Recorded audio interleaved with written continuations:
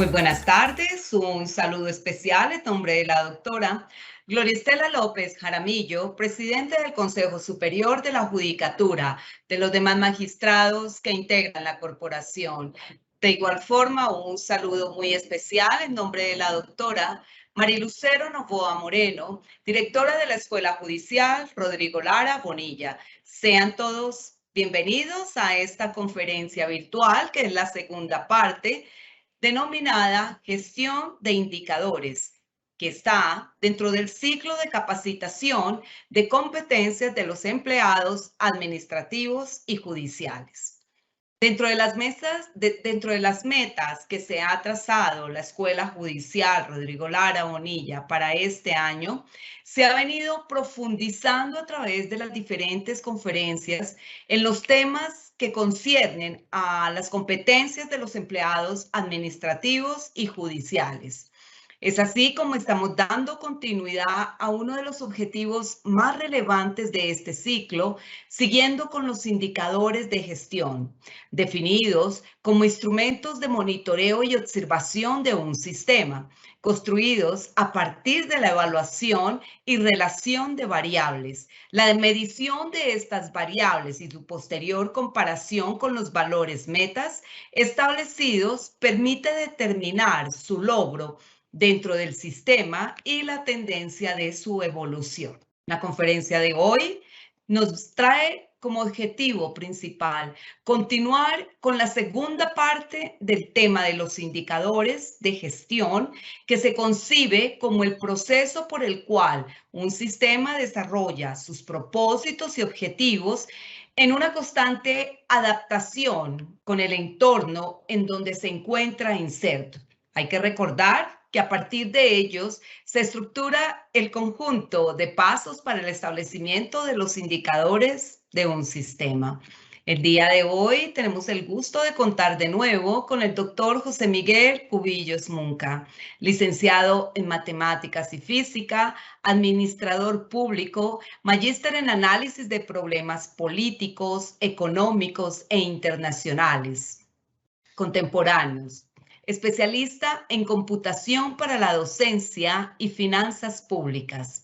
Ha sido profesional especializado de la Contraloría General de la República, profesional de servicio al cliente de la empresa ETB, coordinador del área de estadística del Fondo Nacional de Estupefacientes, asesor del Departamento Administrativo de Planeación del BAUPES, docente universitario. Actualmente, el doctor se desempeña como coordinador del grupo de fondos especiales de la Dirección Ejecutiva de Administración Judicial del Consejo Superior de la Judicatura. Doctor José Miguel Cubillos, es un gusto tenerlo de nuevo con nosotros. Bienvenido. Muchas gracias, buenas tardes. Muchas gracias, doctora Mónica Cuellar. Un saludo por intermedio suyo a la doctora Marilucero Novoa, directora de la Escuela Judicial Rodrigo Lara Bonilla, y un saludo extensivo a la doctora Gloria Estela López Jaramillo, magistrada presidente del Consejo Superior de la Judicatura, y a todos los servidores y servidoras judiciales y demás personas que se han conectado a esta conferencia virtual.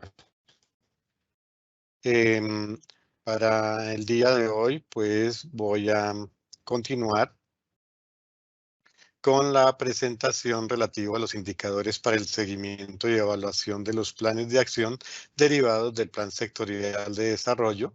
En esta segunda parte, voy a profundizar más en lo que es ya la parte fáctica de la construcción del indicador, aunque también en otros elementos que tienen que ver con la medición y con la importancia del uso de los indicadores de gestión. En la primera parte había hecho especial énfasis en lo que es la calidad de la justicia y cómo pensar en medir esa calidad de la justicia. Hoy me centraré en otros elementos que junto con la calidad, pues determinan por qué se debe medir la gestión de de la justicia. Entonces, es importante ver cómo la evaluación de la gestión dentro de la rama judicial puede verse desde afuera y desde dentro. Desde afuera es la parte que a mí me interesa, digamos, un poco más, como de pronto por mi formación también como administrador público, porque el Estado pues tiene unos fines y entre esos fines está garantizarle unos servicios a los ciudadanos, a los que hacemos parte de la nación, a los ciudadanos, y también está entre los objetivos del Estado no solo redistribuir el ingreso, no solo prestar un poco de servicios, sino que también está hacer feliz a los ciudadanos, y para ello es importante que haya una seguridad de que tenemos una justicia que nos respalda. Entonces, la evaluación puede venir desde afuera, ser una evaluación externa. Como externa, entonces estaríamos midiendo cuál es la percepción del usuario de la administración de justicia,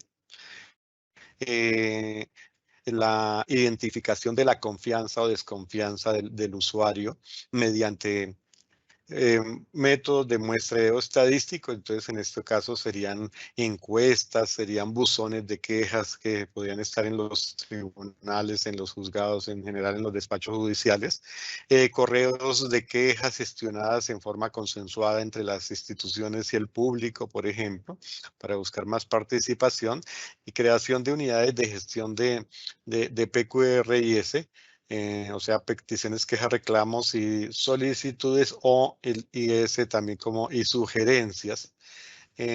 Algunas áreas ya hablan también de incluir otro elemento entre esas letras, que es la F de felicitaciones, que ojalá también comenzaran a llegar, fuera tal el servicio de la rama que llegaran muchas felicitaciones, ¿no? Inclusive la creación de declaraciones de derechos de los usuarios y del sistema de administración de justicia. Y hay otra evaluación, que es la evaluación desde dentro.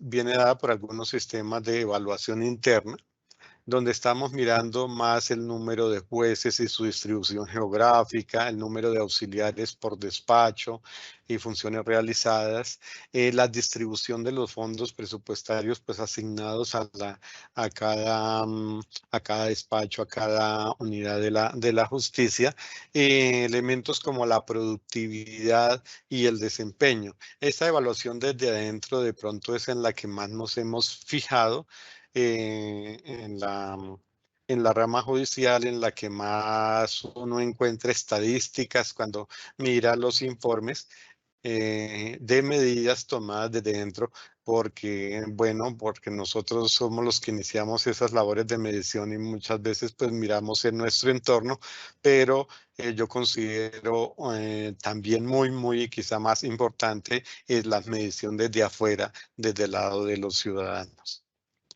La medición se da pues como mecanismo de control, y en un sistema que es la rama judicial, pues evaluamos la calidad, cantidad, el tiempo requerido, esto tanto de los elementos a la entrada del sistema, dentro del sistema, cómo se van controlando esas condiciones de entrada y cómo se va dando dentro del sistema, dentro de ese proceso, unas decisiones de control sobre las actividades de administrar justicia, en cuanto no solo costo, tiempo, uso de recursos, y todos esos indicadores que garantizan pues la estabilidad del mismo sistema.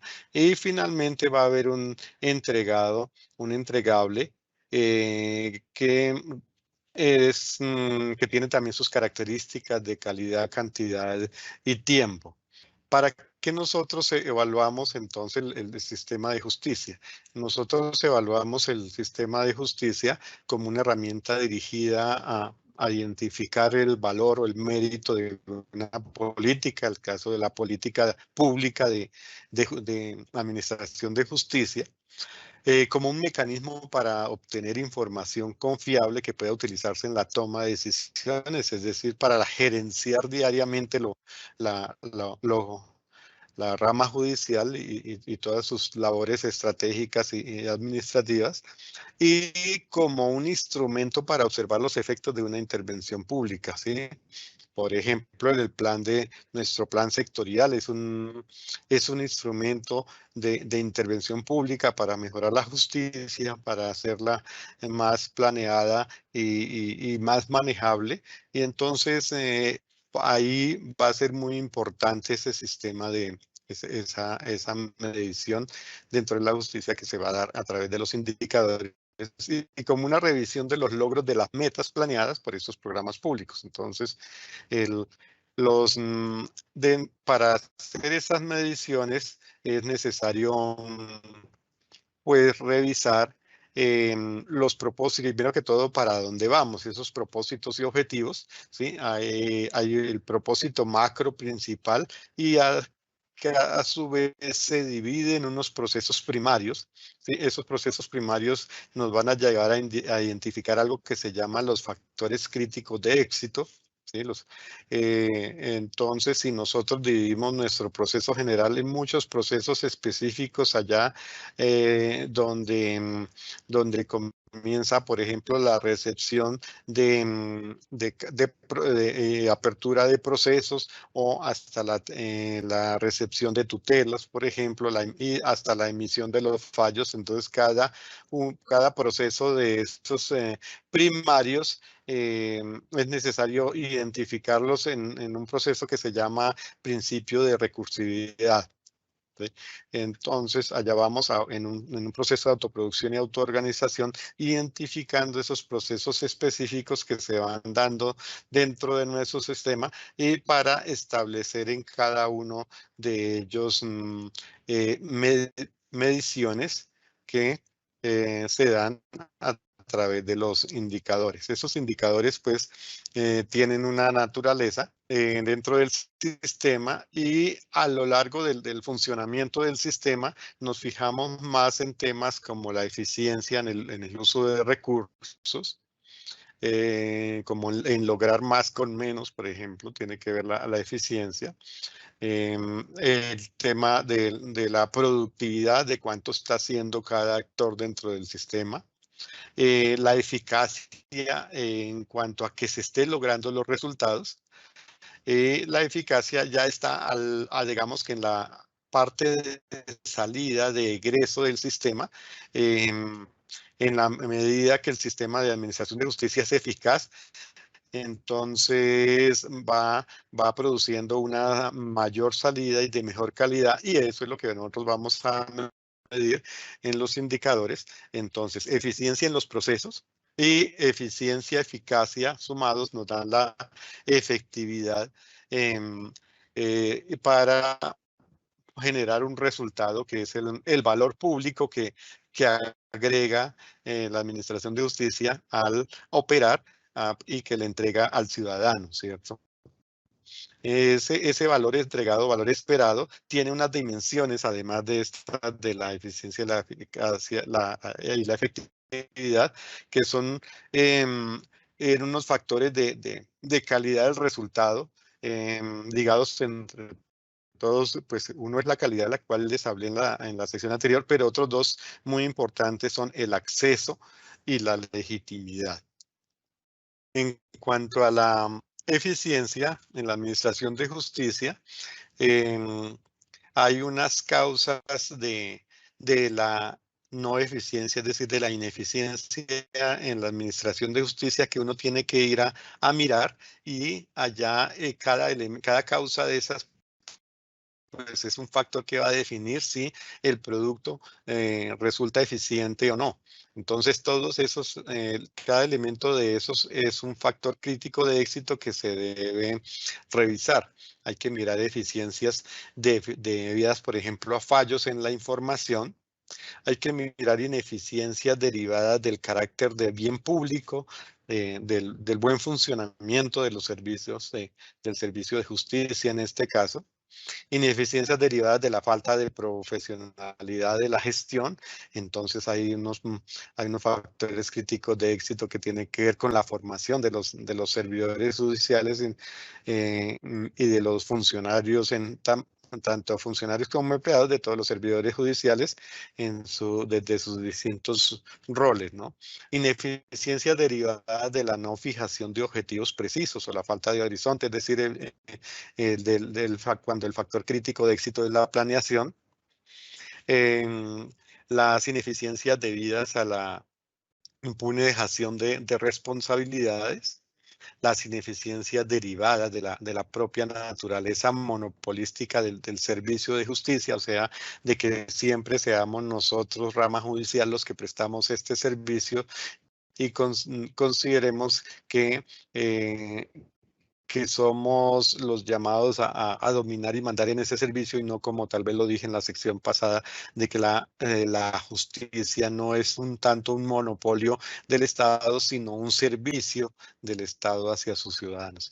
Y ineficiencias derivadas del carácter racional de los sujetos involucrados en la prestación del servicio y la rigidez del sistema de riesgos y recompensas.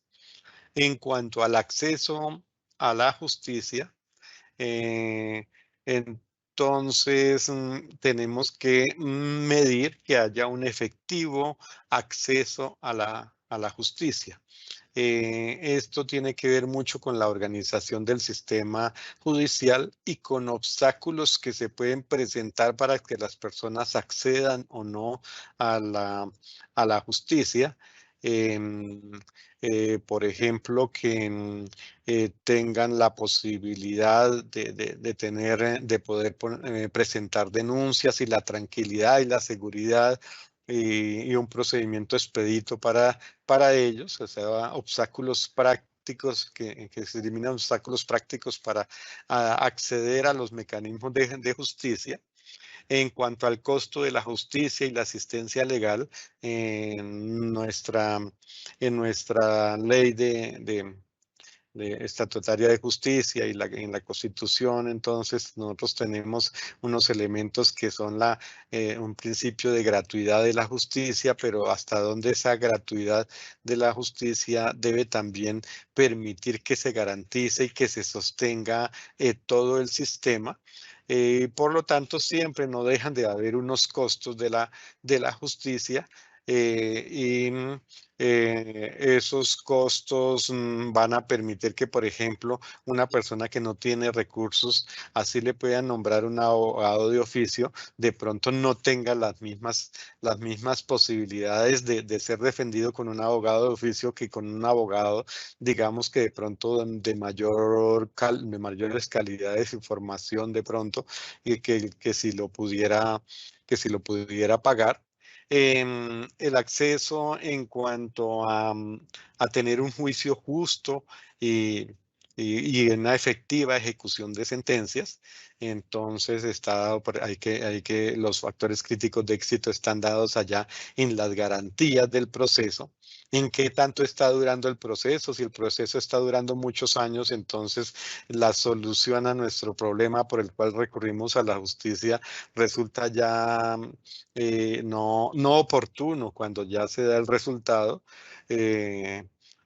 con la presentación, por ejemplo, de muchas prescripciones, etcétera, y que se garantice pues la ejecución de las sentencias. Es conocido, por ejemplo, en el tema del cobro coactivo de todas esas sentencias que derivan en penas pecuniarias que finalmente el Estado queda casi incapacitado para cobrar y que finalmente, pues si son en cuanto a ejecuciones de sentencias en materia de penas pecuniarias, resulta muy poco aplicado. Entonces el efecto de la pena termina perdiéndose porque no hay no hay un regreso, digamos, de un retorno al estado del daño que se causó por ejemplo, por cometer un delito, por tener una falta. La otra dimensión a medir es la legitimidad de la justicia. Esto vinculado pues con la idea del Estado de Derecho y la existencia de mecanismos de presos y contrapesos en la organización del Estado, de manera que las decisiones tomadas sean aceptadas por la ciudadanía se sienta a gusto con esa decisión y que exista credibilidad en ese proceso que se derivó. Hay formas de entender esa legitimidad como el derecho a poder, es decir, que el ciudadano reconozca el derecho que tienen los funcionarios judiciales de ejercer ese poder, que el ciudadano reconozca la autoridad para gobernar la parte jurídico-legal y la motivación para aceptar y para recurrir a los mecanismos de justicia y no buscar otros mecanismos, digamos, paraestatales de hacer justicia, digamos, por sus propias manos u otras que son derivados necesariamente de la legitimidad. Ahora, cuando vamos nosotros con esos criterios de los que ya he hablado, vamos a mirar nuestro plan sectorial de desarrollo, vemos que nuestro plan sectorial de desarrollo tiene unos objetivos estratégicos. Esos objetivos estratégicos hablan de mejorar la efectividad de la rama judicial y disminuir la congestión. Entonces, este objetivo está mirando mucho la parte interna, el funcionamiento interno, es decir, es un objetivo visto aquí desde dentro de la parte de eficiencia y efectividad de la rama judicial. Cuando hablamos de disminuir la congestión, tiene que ver más con la parte de eficiencia. Fortalecer la transparencia y apertura de datos de la rama judicial. Entonces, cuando ya hablamos de transparencia, estamos comenzando a mirar hacia afuera, a reconocer un poco al cliente, al usuario de la justicia.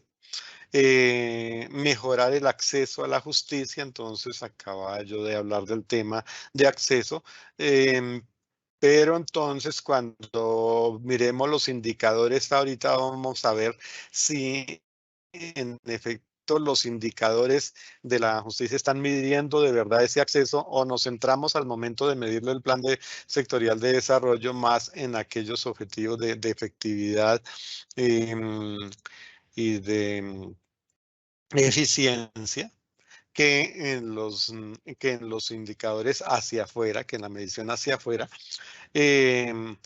está el objetivo estratégico de fortalecer la autonomía y la independencia judicial y administrativa y financiera de la rama judicial. Es un objetivo muy pensado en la organización como organismo, como entidad. Desde luego que se mediría más con indicadores como desde adentro. Y está el objetivo estratégico de atraer y desarrollar y mantener a los mejores servidores judiciales. Es un objetivo muy del corte weberiano, del modelo burocrático que planteó en su momento tener en la administración del Estado a los mejores servidores y que era un poco centrada en el funcionario y en el empleado, en el servidor. En este caso sería en el servidor judicial. Entonces, si miramos en general los objetivos estratégicos del Plan Sectorial de Desarrollo, yo diría que a simple vista ve uno un mayor enfoque, un mayor centrado en mirar desde adentro que en concentrarse en el usuario de los servicios públicos, del servicio público de justicia. Para implementar los indicadores, pues la teoría académica plantea una metodología que garantice que siempre pues, hayan unos indicadores que estos se implementen. Lo primero es contar con unos objetivos y estrategias, es decir, ir a lo misional, saber hacia dónde pensar y tener claro hacia dónde vamos para poder, apuntando a esos objetivos, poder pasar a identificar los factores claves de éxito. ¿Qué son los factores claves de éxito? Son esos elementos sin los cuales no va a ser posible que logremos nuestros objetivos. Entonces son esos puntos críticos. Si un factor de clave de éxito no se logra, entonces nuestra ruta crítica se está viendo cortada o demorada o congelada. Y entonces es preciso identificar esos factores clave de éxito para poder definir esos indicadores en esos puntos. Entonces, para cada factor clave de éxito debe existir un indicador para ese factor crítico. Y entonces tendremos una lupa allí en ese factor clave de éxito para poder estar desde la gestión judicial mirando, observando y poder reorientar. Hay que determinar también un estatus, un umbral, un rango de la gestión, es decir, cuánto tengo que lograrse, qué es lo que se debe buscar y desde qué rango hasta cuál rango es lo aceptado, es lo que yo esperaría. Por ejemplo, uno podría decir que lo esperado es que un juzgado resuelva cuántos procesos en un mes. Entonces se esperaría que ese rango fuera pues superior a determinado número, pero también inferior a otro umbral, porque ya pasar de determinado número ya afectaría, por ejemplo, la calidad o atender por debajo de cierto número, pues estaría también en un limitante, ¿no? Diseñar, luego el punto quinto sería diseñar la medición. Entonces, esos indicadores que se construyeron, en qué momento y en qué tiempo se van a aplicar, por quiénes, eso está en el diseño de la medición. Determinar y asignar recursos para hacer posible esa medición, y de acuerdo con esas mediciones al momento de comenzar a medir hay que ir ajustando o estandarizando. A veces queda la pregunta para levantar la información mal hecha y es preciso ajustarla, reconstruirla, reformularla a efectos de que mida bien lo que se tiene que observar. Estandarizar y formalizar. Estandarizar tiene mucho que ver con medir y ajustar. Al ajustar yo estoy estandarizando. Al estandarizar quiere decir que yo tengo un indicador que siempre que lo aplique tengo la seguridad de que ese indicador me va a medir lo que yo quiero que me mida. En general, todos esos 8 elementos tienen que mantenerse en uso y en un proceso de mejoramiento continuo, de ajuste, de mejoramiento continuo que se debe ir detectando para ir ajustando, porque de pronto los factores claves de éxito pueden ir cambiando a través del tiempo. Las características de cómo se administra la justicia pueden ir cambiando. Por ejemplo, cuando se pasó de la justicia, digamos, no sé si se llama escrita a la oralidad, pues hubo unos cambios que exigieron modificar los indicadores. Cuando se van implementando en este momento, por ejemplo, los expedientes digitales, pues cambian las formas y los tiempos para muchas cosas, por ejemplo, para el tratamiento de las pruebas, etcétera. Y entonces eso va haciendo que toda esta metodología de medición a través de indicadores tenga que estar siempre en un proceso de revisión y mejoramiento continuo.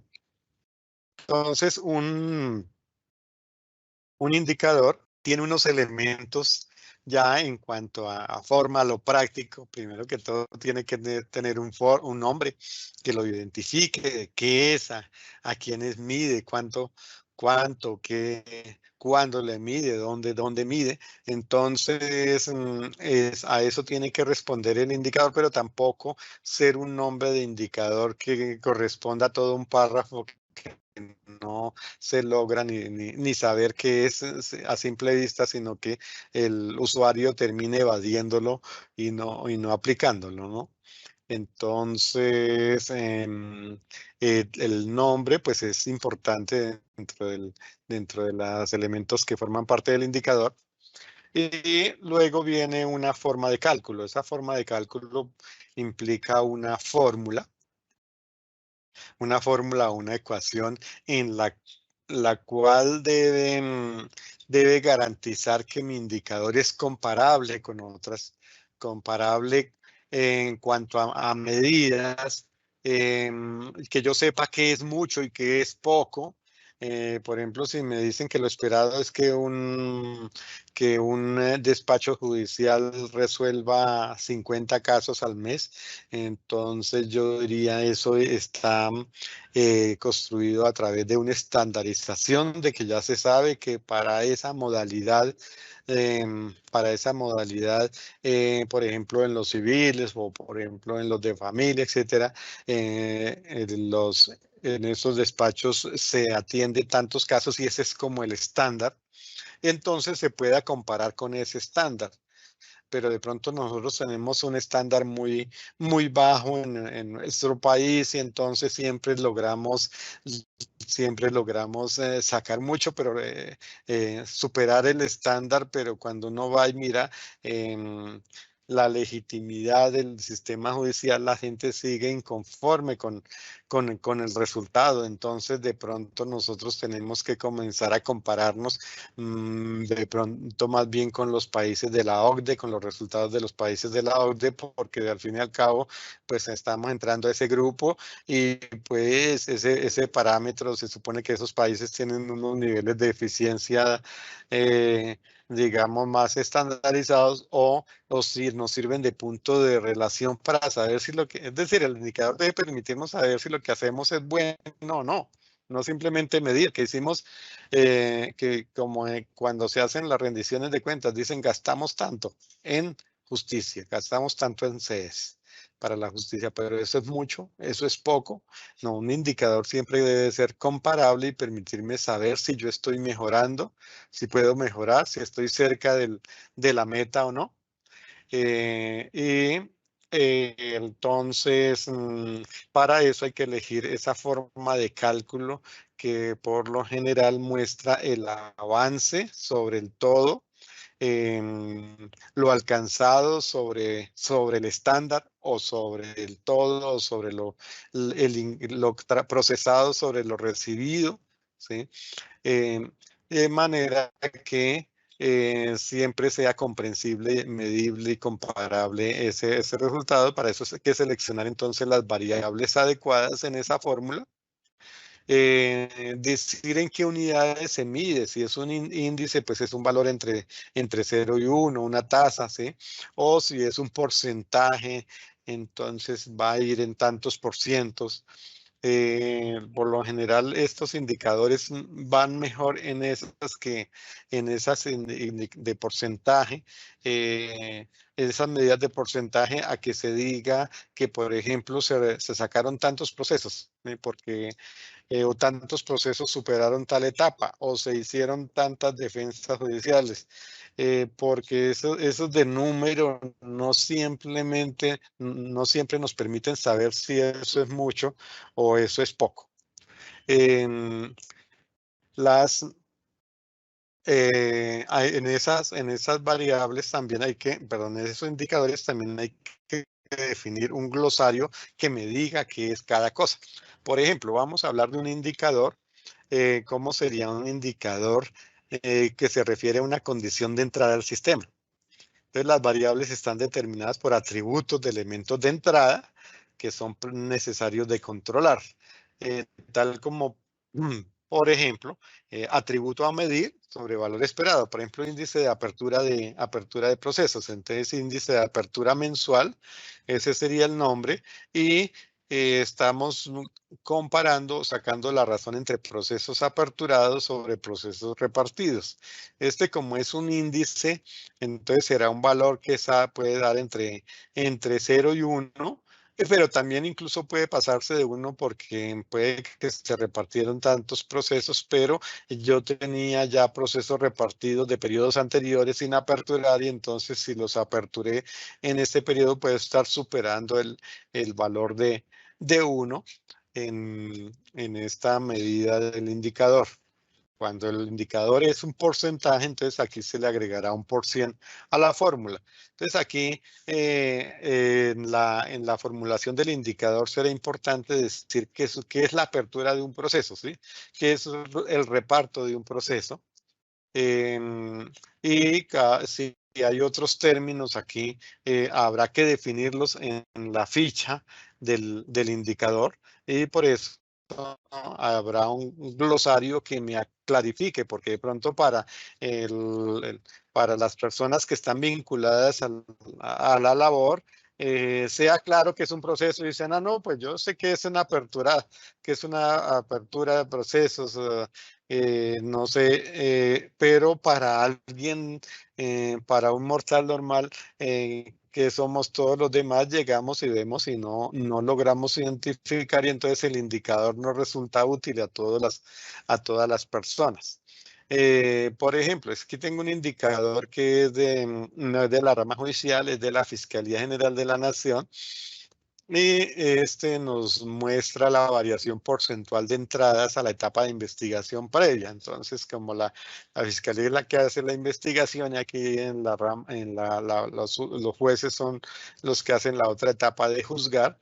Entonces, allá la Fiscalía, ellos tienen una parte que es de entrada al sistema. Entonces está mostrando esa variación porcentual de las entradas, y vean cómo la fórmula tiene unas siglas, BIP, entonces variación porcentual de entradas a la etapa de investigación. Entonces tiene que estar ese glosario de qué es cada cosa, y de pronto la explicación más amplia para el usuario que no sabe qué es eso.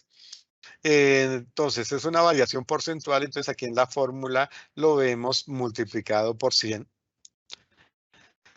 para que se me convierta en porcentaje de las entradas a la etapa de investigación previa en el periodo T, ¿sí? Que es un periodo determinado, que podía ser un mes o podía ser un bimestre, o un semestre, con relación al periodo inmediatamente anterior. Entonces aquí en la fórmula uno ve la T para el periodo en que estamos, ¿sí? Y en TIP, que es entradas a la etapa de investigación previa. Entonces, el TIP, su T se refiere a los de este periodo. TIP T-1 se refiere a las del periodo anterior, ¿sí? Entonces, y se compara, por lo general estos indicadores no se comparan con el último periodo, sino se comparan con el periodo inicial. Entonces, la comparación siempre debe hacerse sobre el periodo base debe ser el periodo inicial para el caso de estos indicadores que van a mostrar una variación porcentual. Entonces, las variaciones porcentuales se comparan con el periodo inicial, ¿sí? O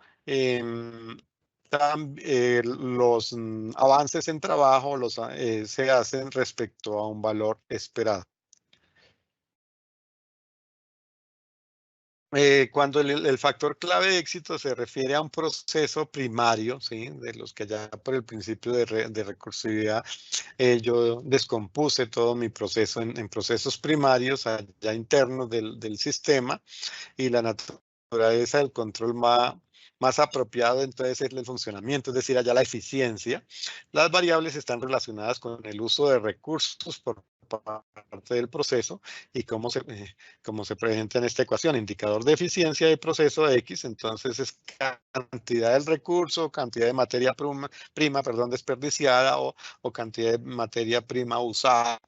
Por lo general uno mira es la del recurso perdido, la materia desperdiciada, para concentrarnos más en lo que se debe mejorar, pero no quiere decir que esté mal verlo de manera positiva, es decir, no sobre lo perdido, sino sobre lo ganado. Digamos que son dos ópticas distintas, no está mal una de ellas, son simplemente dos formas de ver que se pueden usar. Y con esto se compara respecto a la cantidad o materia prima utilizada. Entonces, aquí dirán, no, estamos en la rama judicial, no estamos en un proceso de producción. Sí, aquí también hay materia prima, materia de recurso humano, hay horas hombre de trabajo, horas hombre de funcionario capacitado, de funcionario técnico o de funcionario asistencial o de empleado asistencial pues, que tienen un costo y sobre el cual, pero también hay recursos materiales que se pueden que se pueden medir y comparar para estos procesos de funcionamiento. Entonces, por ejemplo, eficiencia en la defensa. Entonces, el número de procesos de defensa perdidos comparado con el número de procesos defendidos. Perdidos porque se perdió el proceso, o sea, el fallo no fue a favor. Entonces, el ejercicio de la defensa aquí, en qué porcentaje está midiendo esa eficiencia en la medida en que se logren mayores fallos a favor respecto de los fallos defendidos. Eso se multiplica por 100, pues está mostrándome un indicador de porcentual. Y los factores clave de éxito aplicados a procesos primarios. También aquí en este caso, otro ejemplo que traje de la fiscalía es porcentaje de salidas de etapa de investigación previa. Entonces lo traje allá porque como traje el primero que era de entradas, pues traje también uno de procesos. Entonces ya en una de las etapas, en uno de los factores críticos de éxito allí, está la investigación previa. Y según ese tipo de salida, entonces está la relación porcentual entre las salidas de etapa de investigación previa, según tipo de salida y el total de las salidas. Entonces, de la misma etapa. Entonces, aquí se está comparando el tipo de salida respecto del total, de pronto para ver qué tipos de salida son más representativas o no. Sin embargo, comparar por tipo de salida no siempre, digamos que en cuanto a resultados de la gestión, no es que sea para medir la gestión lo más útil, sirve para saber, para conocer el proceso y tener previstos los recursos para ese tipo de clase dentro del proceso, pero lo que uno debe verlo más en función de éxitos y de fracasos. Ahora, hacia el final del sistema, hacia el resultado, cuando el factor clave de éxito se refiere a un proceso primario y la naturaleza del control es más de eficacia, o sea, del resultado, las variables van a estar relacionadas con el cumplimiento de los resultados esperados por parte de ese proceso. Entonces, comparamos el atributo de salida, o sea, lo que se hizo, versus lo que esperábamos o teníamos planeado recibir. Entonces, por ejemplo, la tasa mensual de fallos, esperábamos tener un estándar de, por ejemplo, si son 60 fallos es el estándar esperado.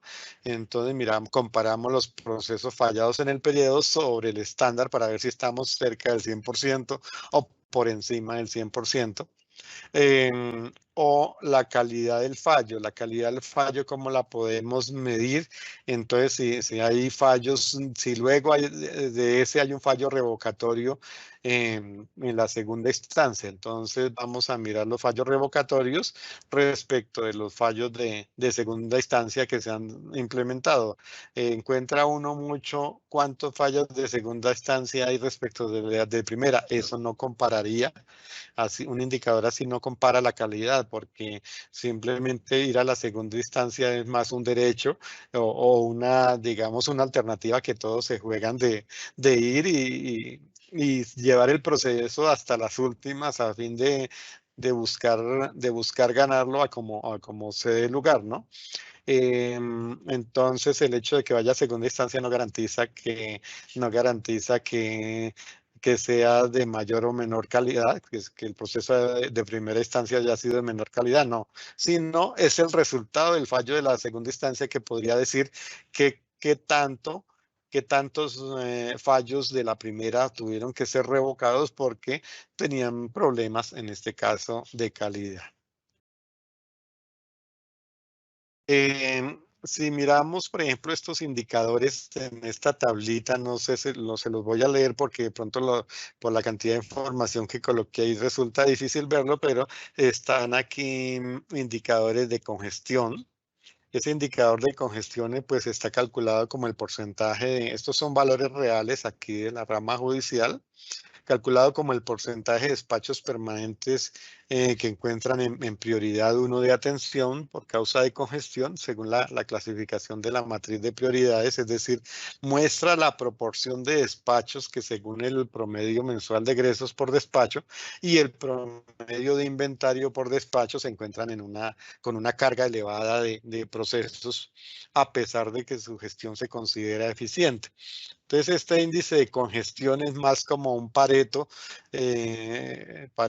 Wilfredo Pareto era un economista que buscaba óptimos en economía. Entonces, él decía que el 10% de lo más crítico definía el otro 90%. En esto aplicado a la gestión, entonces aquí lo que se busca es mirar cuál es ese porcentaje de los despachos que concentran que tienen congestión para concentrar las actividades de gestión, las estrategias, los planes en esos despachos y poder así resolver el problema. Lo difícil de este índice, pues sí permite focalizar las acciones, pero resulta un indicador poco comparable con otros sistemas.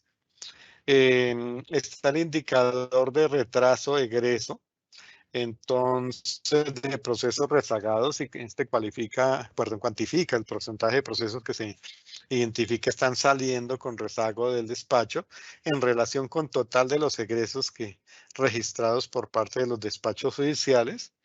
Entonces, aquí estos dos indicadores que vamos viendo son indicadores de eficiencia, son indicadores internos. El indicador de evacuación total, que este indicador me mide el retraso en consideración con el nivel de evacuación con relación a la carga laboral.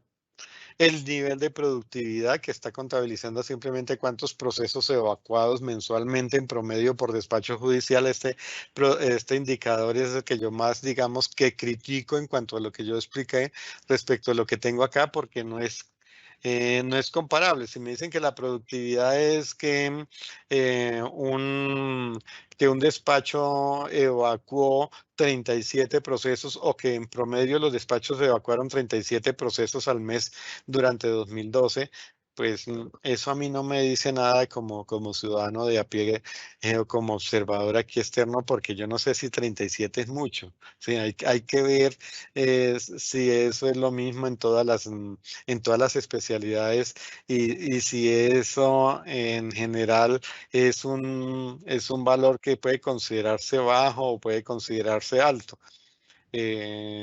Diría yo que si el estándar, podría ser que el estándar sea 100 y tener una productividad de 37 sea muy malo, o que el estándar y lo que alcance humanamente, como dicen un juzgado o un tribunal o qué sé yo, o un despacho en general, es sacar avante en el mes 30 procesos, perdón. Entonces sacar 37 es estar por encima y sería una función muy, muy buena. Entonces es un indicador que así a primera vista no me ayuda a saber nada. No se considera bueno. Hay que reformularlo de manera que me permita a mí identificar claramente si es bueno, si es malo, cuál es su rango, sin necesidad de recurrir a tantas cosas más. Solo con conocer su fórmula, yo sepa que es un indicador que me indica buenas cosas. Y indicador de eficacia que está representado en la tasa de despachos que logran desacumulación de inventarios respecto del total de despachos que se permanentemente reportan.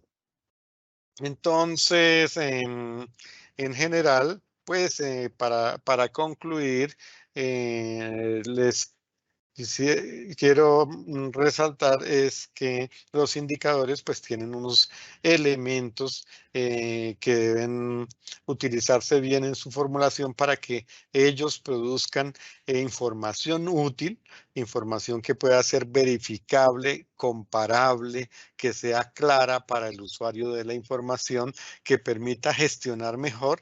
Esa es una de las conclusiones. Y la otra conclusión en la que quiero hacer énfasis es que también hace falta aquí, de pronto ya en la parte de los subprogramas y del plan sectorial, de pronto ya se encuentran perdón, indicadores más detallados en estos aspectos, pero hay que considerar indicadores que desde afuera permitan una medición, permitan un mayor acceso a la justicia, permitan una mayor legitimidad del sistema de justicia.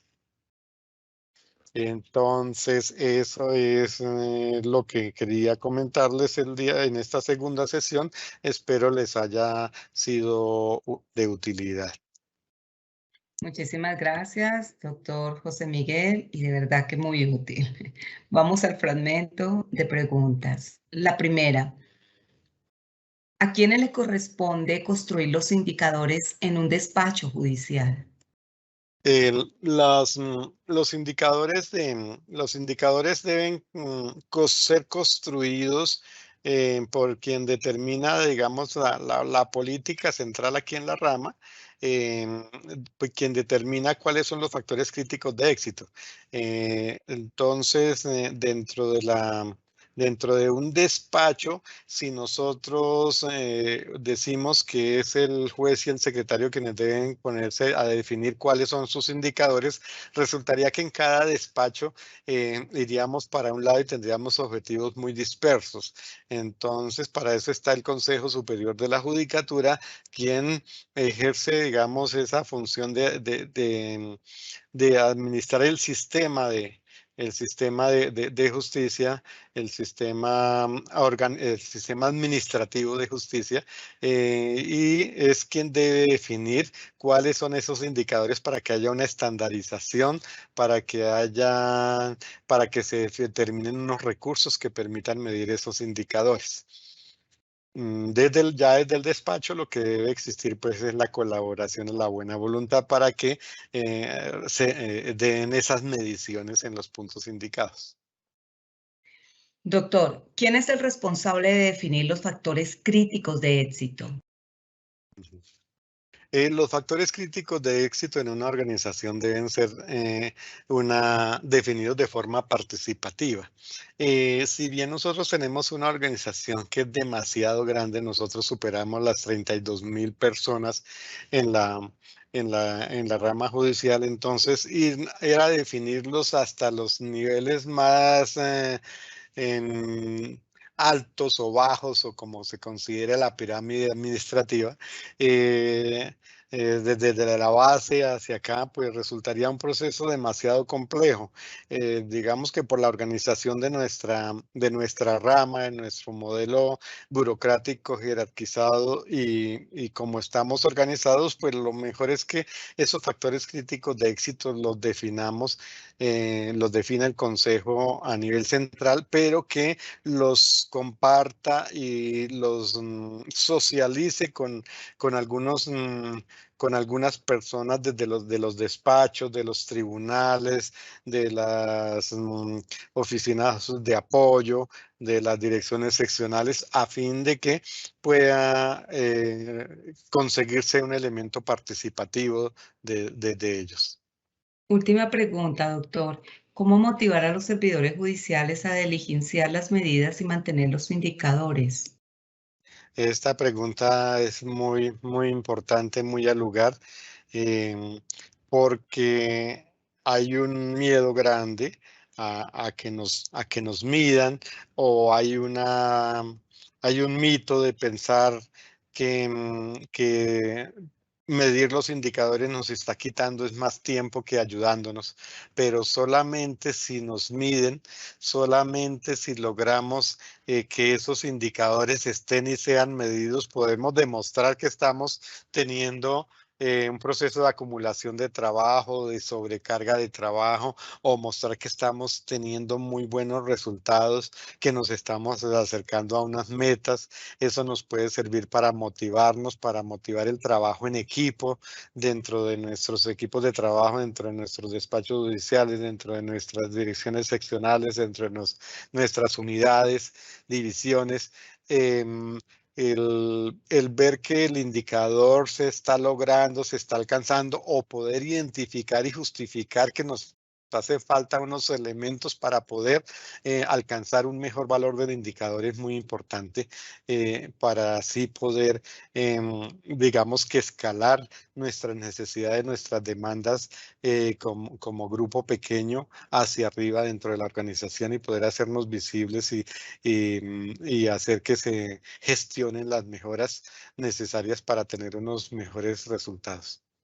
Doctor José Miguel Cubillos Monca, un agradecimiento muy especial por esta ponderada explicación sobre la importancia de conocer los objetivos y estrategias de los indicadores de gestión como una condición fundamental precisamente para el proceso de formulación y construcción de mecanismos de control en un sistema con objetivos claros, precisos y cuantificados que se empleará para lograr las metas propuestas, así como identificar los factores críticos de éxito, entendidos como un número ilimitado en áreas en las cuales los resultados, si son satisfactorios, aseguran un desempeño competitivo exitoso para la organización, y finalmente establecer para cada uno de ellos los indicadores que servirán como mecanismo de monitoreo y control. De nuevo, nuestros agradecimientos. De igual forma, a los servidores y servidoras judiciales y a todas las personas que actúan en el sector justicia que se interesaron en esta conferencia virtual. Muchísimas gracias. Un feliz resto de día para todos.